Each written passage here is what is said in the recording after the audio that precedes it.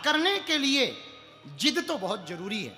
अगर आप जिद्दी नहीं बनोगे तो आप प्राप्त कर नहीं पाओगे। आपको जिद्दी तो बनना पड़ेगा, चाहे वो भगवान को पाना हो। स्वामी रामकृष्ण परमहंस के पास एक आदमी गया, बोले हमें भगवान को पाना है, उपाय बताओ। परमहंस जी बोले कल आना। जब कल गए, महाराज हमें भगवान को पाना है, उपाय बताओ। परमहंस जी बोले नदी चलो। बेचारा नदी चला गया। नदी जैसे ही पहुंचा तो फिर बोले हमें भगवान को पाना है, उपाय बताओ। परमहंस जी बोले नदी में कूद। वो कूद गया और फिर कूदते हुए तैरते हुए बोला हमें भगवान को पाना है, उपाय बताओ। परमहंस जी ऊपर से कूद गए। वो फिर ऊपर आया, हमें भगवान को पाना है, उपाय बताओ। परमहंस जी ने गर्दन पकड़ ली और डुबो दिया। वो फड़फड़ा गया, अब लगा के मर जाएगा। फिर छोड़ा और जैसे ही छोड़ा तो फुर करता हुआ बाहर दौड़ के गया। बोले हमें पहले कंफर्म नहीं था कि तुम पागल हो, आज कंफर्म हो गया पागल हो। हमने पूछा है भगवान को पाना है, उपाय बताओ, तुम हमें नदी में लाकर के मारने ले आए। परमहंस जी बोले बेटा मारने नहीं लाए हैं, उपाय बतलाने लाए हैं। ये गला दबाना कौन सा उपाय है? बोले बेटा जिस प्रकार पानी में तू श्वास के लिए तड़प रहा था, वैसे ही तू परमात्मा के लिए तड़पने लगे तो भगवान मिल जाएगा। जैसे श्वास के लिए भगवान का मिलना कठिन नहीं है, तड़प का आना जरूरी है। मीरा तड़पी है, इसलिए उसे कलयुग में भी गोविंद मिले। सूरदास तड़पे हैं, इसलिए उन्हें कलयुग में भी गोविंद मिले। तुलसीदास तड़पे हैं, अखियां हरि दर्शन की प्यासी। कि तुलसीदास की भी आंखों में सदा भाव रहता। तुलसीदास जी भी सूरदास जी गाते अखियां हरि दर्शन की प्यासी। सूरदास भी तड़पे, तुलसीदास जी भी तड़पे। भैया जब तक अंदर तड़प नहीं होगी ना, तब तक सफलता नहीं मिलेगी। चाहे भगवान को पाना हो, चाहे सफलता को पाना हो, या सक्सेसफुल को पाना हो। पढ़ने वाले बच्चे एक बात तय कर लें, जिद्दी बनो, जिद्दी बनो। जिद्दी का मतलब गुस्सैल मत बन जाना कि कल से ही तुम गुस्सैल हो जाओ। सफलता पाने के लिए जिद्दी बनो। तुम अपने ही शरीर से सीखो। नाखून और बाल बचपन से कट रहे हैं, फिर भी नाखूनों ने कभी बढ़ना नहीं छोड़ा, बालों ने कभी बढ़ना नहीं छोड़ा। कितनी बार कटे फिर भी बढ़ रहे हैं। ऐसी जिंदगी में कितनी भी बार गिरो पर चलना मत छोड़ना। तुम उड़ नहीं सकते, कोई दिक्कत नहीं, तुम उड़ नहीं सकते, दौड़ो। तुम दौड़ नहीं सकते, चलो। तुम चल नहीं सकते, रेंगो, पर शांत मत पड़े रहो, चुप मत पड़े रहो, लगे रहो। हमारे गुरु कहते हैं डले रहो दरबार में, धक्का मुक्का धनी के खाओ, एक दिन ऐसा आएगा तुम ही धनी हो जाओ। भगवान के चरण पकड़े रहो। संत कहते कबहू तो दीन दयाल के भनक पड़ेगी कान। कभी तो भगवान के कानों में पुकार जाएगी। कभी भरत जी के चरित्र को सुनना। भरत जी कितने आर्तनाद स्वर में राम जी को पुकारते, इतने आर्तनाद स्वर में भरत जी राम जी को पुकारते। जब राम जी से मिलने जाते चित्रकूट, कि भरत जी के आर्तनाद करुण पुकार स्वर को सुनकर के पत्थर के, पहाड़ों के, पर्वत के पत्थर, पर्वतों के पत्थर पिघलने लगते और वो भी भगवान से प्रार्थना करने लगते कि जो होना हो सो हो जाए। पर भरत जी के कहने पर राम जी वापस लौट आए। इतनी तड़प। कभी तुम मछली को देखना, जल के बिना तड़पती है। इतनी तड़पती जल के बिना पूछो मत। इतनी तड़पती कि वो प्राण त्याग देती। अगर जल ना मिले तो वो फिर जीती नहीं है। वो कहती जीऊंगी तो जल में, वरना जीऊंगी नहीं। ऐसी जिंदगी होनी चाहिए। परम पूज्य श्री रामायणी जी कहते हैं जिंदगी में जिंदगी का राज पाना चाहिए। जिंदगी में जिंदगी को मुस्कुराना चाहिए। जिंदगी में जिंदगी की अगर शर्त मंजूर ना हो तो जिंदगी में जिंदगी को रूठ जाना चाहिए। अगर सफलता ना मिले तो रूठ जाओ, जिद्दी बनो। याद रखना मेरे पागलो, जब तुम बचपन में रहते हो, जब शुरुआत पढ़ाई करते हो, तब तुमको पेंसिल दी जाती है। क्यों?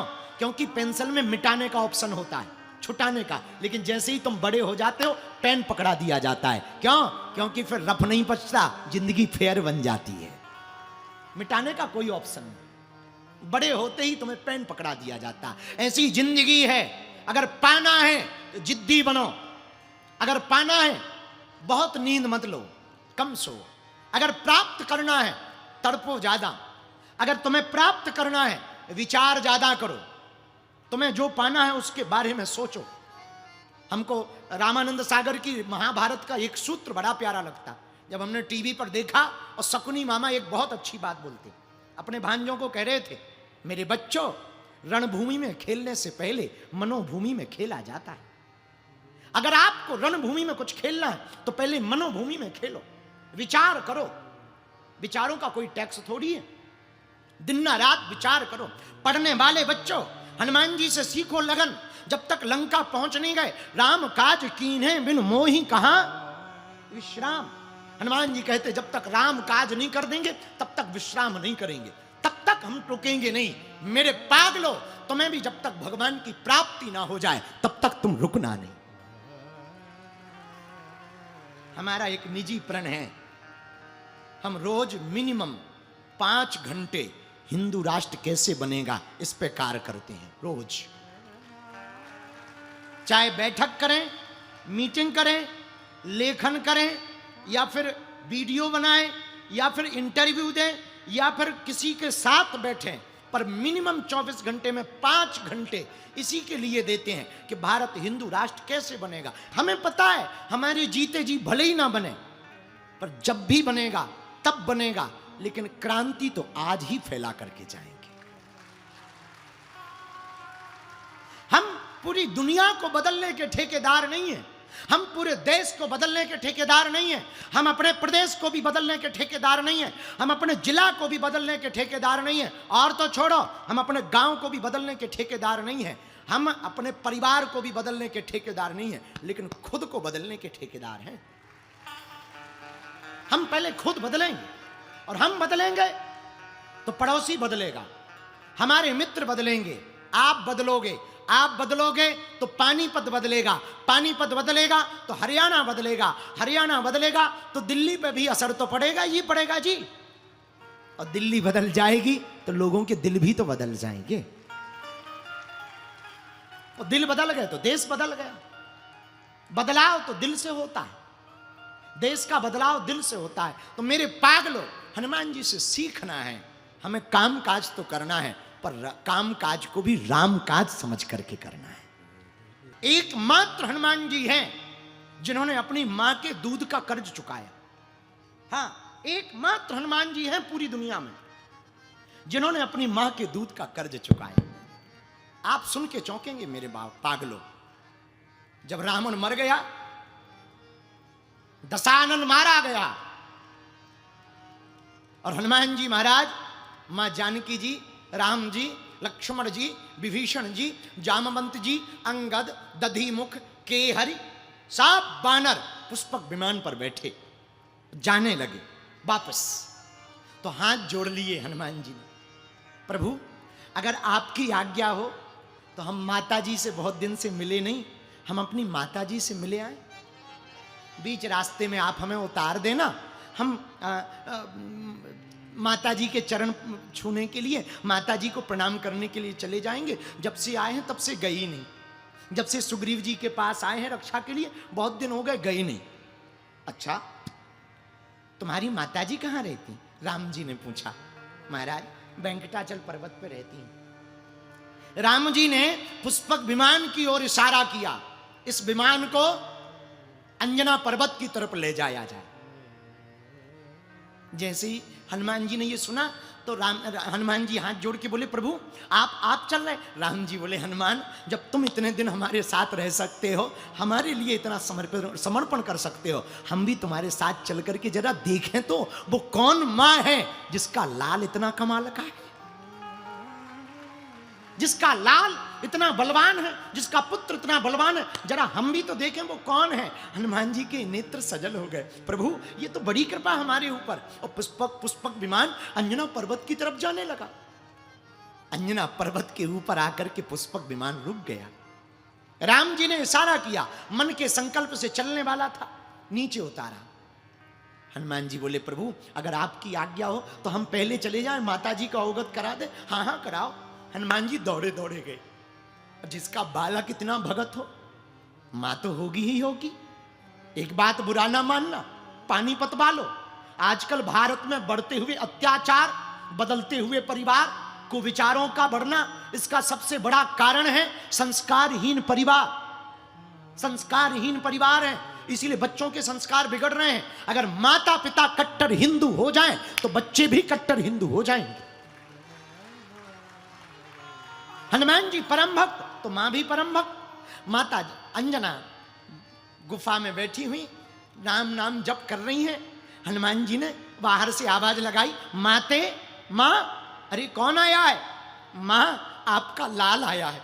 भागी भागी अंजना माता दौड़ी दौड़ी आई, अंक में भर लिया। हनुमान जी को बहुत दिन बाद मिली। कभी चूमे, कभी सिर पर हाथ रखें, कभी पूंछ को पकड़े, कभी मुख को खिलावे, कभी गोद में ले लेवे, कभी अंक में भर लेवे। नेत्र सजल हैं, हनुमान जी के भी सजल हैं। और हनुमान जी दोनों हाथ जोड़े हुए शांत भाव से चिपक गए मां को। मां ने सिर पर हाथ रखा, बेटा कैसे हो? बड़े दिन बाद आए। मां ठीक हूं, पर मां एक बात बोलूं? हाँ बोल। मां हम अकेले नहीं आए, हमारे साथ कोई आया है। कौन? चलो बाहर आओ। मां को बाहर लेके हनुमान जी आए। राम जी भी आ गए थे। मां ये वही राम जी हैं जिनकी सेवा में तुमने हमें भेजा था। जैसे राम जी की मूर्ति को देखा, राम जी के स्वरूप को देखा, वह धनुष बाण को हाथ में देखा, वो नीलांबर स्वरूप देखा, वो बड़ी बड़ी भ्रकुटी देखी, वो प्यारे प्यारे नेत्र देखे, आहा वो चमकता दमकता चेहरा देखा, वो पीतांबर पहने हुए देखा, वो मधुर मुस्कुराहट देखी, वो नीलांबुज श्यामल कोमलांगम कोमल शरीर को देखा। श्री रघुनाथ जी को देखकर, उनके चरणों को देखकर, उनके गले की माला को देखकर, उनकी भुजाओं को देखकर अंजना माता भाव विभोर हो गई, आनंदित हो गई, प्रफुल्लित हो गई। और तुरंत राम जी ने तुरंत हाथ जोड़े। मां ने कहा हाथ मत जोड़ो, आओ। तुरंत राम जी को गले लगा लिया। एक तरफ राम को गले लगाया तो दूसरी तरफ हनुमान को गले लगा लिया।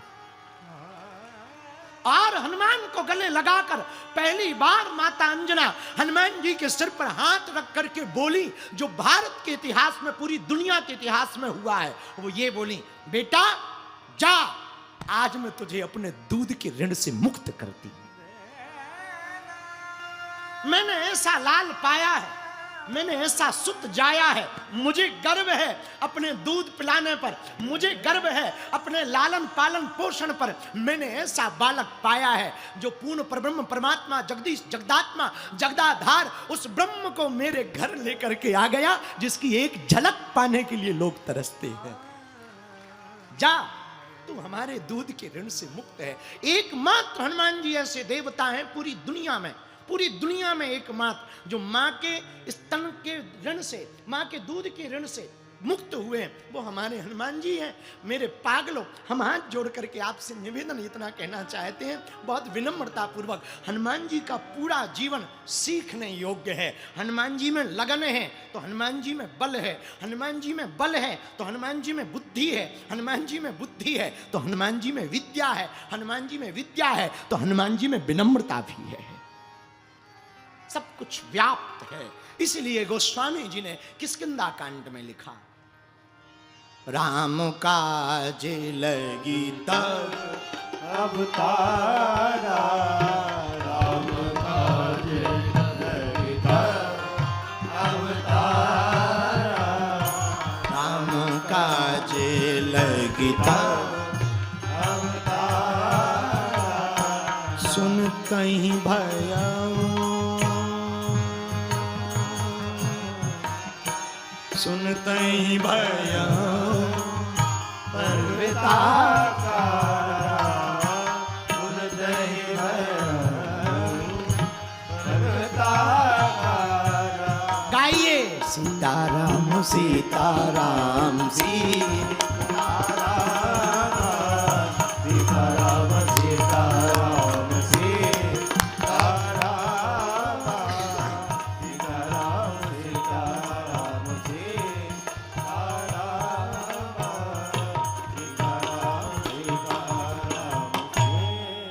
उन्हीं हनुमान जी का चरित्र है बहुत प्यारा, जिनका अवतार राम काज के लिए हुआ। हमें एक भजन बहुत याद आ रहा, कहो तो सुनाएं। जल्दी तो नहीं है तुम्हें? हमको भी नहीं है भैया।